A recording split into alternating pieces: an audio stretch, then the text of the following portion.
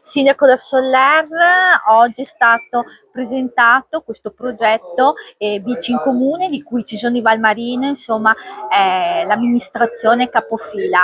Ci può spiegare qual è stato il motore che l'ha spinta a proporre ai suoi colleghi la partecipazione a questo bando? Beh, anzitutto l'opportunità di lavorare assieme. Di questi tempi è importante e fondamentale fare squadra e questo progetto è stata l'ennesima occasione per poterlo fare. Dopodiché viviamo in un territorio bellissimo e come tutti quelli che sono abituati al bello, a volte ce ne dimentichiamo e non lo valorizziamo abbastanza, per cui questo è un progetto in cui abbiamo voluto investire nella sensibilizzazione delle famiglie, delle giovani generazioni all'uso della bicicletta e alla fruizione lenta del nostro territorio.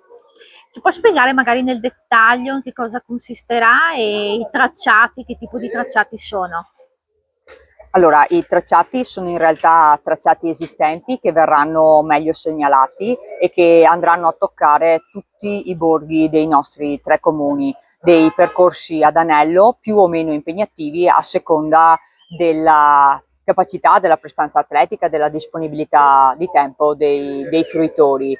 Però la parte più significativa e più importante del progetto per noi riguarda la valorizzazione e in particolar modo abbiamo promosso un concorso a favore dei ragazzi della primaria per spiegare e illustrare la loro bicicletta. Questo concorso si concluderà poi con una grande giornata di festa a settembre in cui verrà organizzata una pedalata da ciascuno dei comuni ed arriverà a Follina dove ci sarà una giornata di festa e di promozione della bici tutti insieme.